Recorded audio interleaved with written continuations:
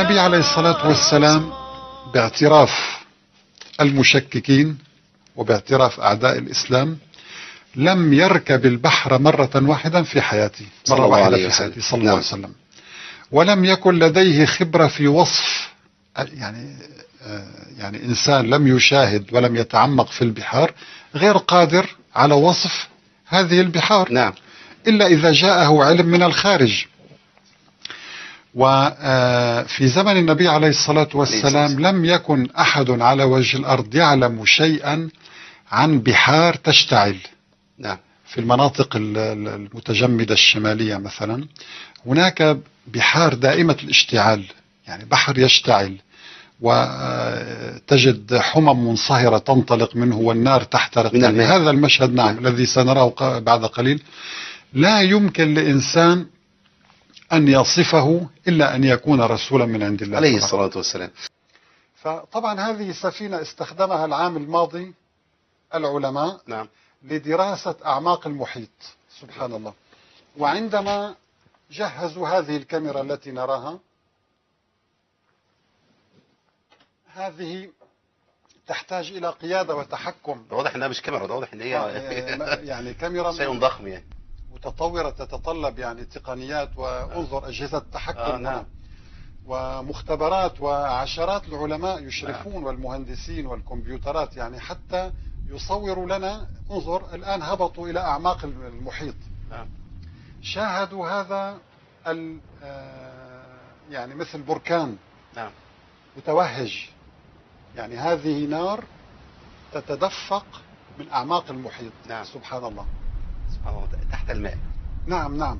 يعني حتى الصوت انظر، هذه انفجارات تحدث في أعماق المحيط. يعني تحب نسمع الصوت؟ نعم. يا ريت إخواننا يسمعونا الصوت. نعم. هذه فقط السنة الماضية صورها العلماء على فكرة، يعني هذه الانفجارات الهائلة في قاع المحيط. سبحان الله. سبحان الله.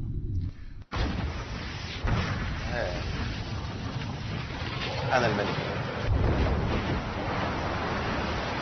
صوت قوي جدا، صوت انفجار فعلا بالفعل. انفجار حقيقي.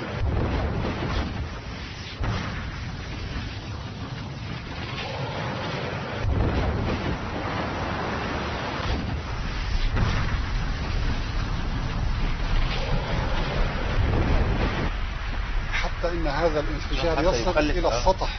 نعم. الى سطح الماء. الان انظر يعني سوف يصل وينفجر في سطح. يحدث انفجارات ايضا ليس في القاع بل في سطح الماء. قرب من سطح الماء. نعم. من سطح الماء. نعم. فهذه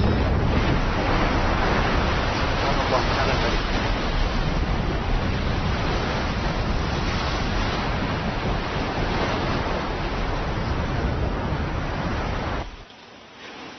وهنا على السطح أيضا تتدفق هذه الحمم المنصهرة وتشعل الماء. الماء يشتعل هنا، يعني هذه تصور هذا المشهد. نعم. يعني أيضا هنا انفجارات واشتعال للماء، يعني النار في الماء. نعم. لذلك الله تبارك وتعالى وصف لنا هذه الظاهرة بدقة. نعم. تصوير يعني صورها لنا قبل 14 قرنا عندما قال أقسم بالبحر. ماذا قال؟ والبحر المسجور. نعم. أي المشتعل. نعم. سبحان الله. سبحان الملك. وهذه لا ترى إلا في يعني ألاسكا وهذه المناطق في القطب المتجمد الشمالي وهكذا. سبحان الله. يعني الماء البحر يشتعل ويحمى ويسجر.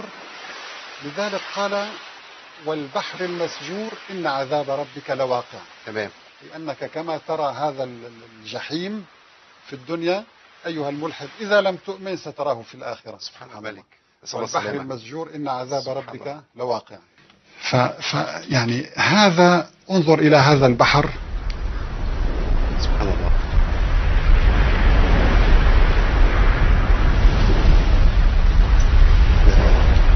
ده حتى يعني حمم. نعم. نعم. حمم ولها صوت مرعب. مشهد مرعب. نعم. وهذا المشهد لم يكن لأحد علم به من قبل، هو تصوير حديث. نعم. قبل 2 سنين تقريبا أو أقل. سبحان الله.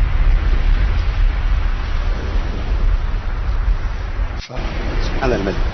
يا الله. فهذا البحر يعني هو بحر مشتعل، نعم. ومضى عليه مئات السنين وهو بهذه الحال على فكرة. هذا بشكل دائم منذ مئات أو آلاف السنين. هناك حمم منصهرة تتدفق وتلهب ماء البحر وتشعله وتسجره. نعم. تسجيرا يعني مشهد مرعب. والبحر المسجور. هنا القرآن وصف لنا نعم. بدقة هذا المشهد. نعم. كأننا نراه يعني أمامنا. قال والبحر المسجور. نعم. قسم إلهي أن الله تبارك وتعالى أقسم بالبحر المسجور، والآية التي تليها جواب القسم إن عذاب ربك لواقع. يعني انظر أيها المشكك، إذا كنت تشك بعذاب الله فانظر إلى هذا البحر المسجور. نعم. المحمى المشتعل الذي أقسم الله به، على أن عذاب الله تبارك وتعالى واقع لا محالة. صلى الله عليه وسلم. لذلك يعني يقول العلماء إن هذا البحر تنطلق منه هذه الصخور الملتهبة وترفع حرارة الماء إلى أكثر من 1000 درجة مئوية. على الرغم من ذلك الماء لا يتبخر ويذهب بشكل كامل، والنار لا تنطفئ. يبقى هذا المشهد يعني مشهد رائع وثابت ودليل على عظمة الله سبحانه وتعالى. نعم. وإعجاز هذا القرآن في عصرنا. نعم. لذلك نقول دائما كيف علم هذا النبي الكريم صلى الله عليه وسلم بوجود بحر يشتعل ويحترق ليصفه لنا في القرآن، بل ويقسم به. علمه شديد القوى سبحان الله. ذو مرة تستوي. لذلك هذا المشهد يعني من أهم المشاهد التي تؤكد صدق هذا النبي الكريم في هذا العصر.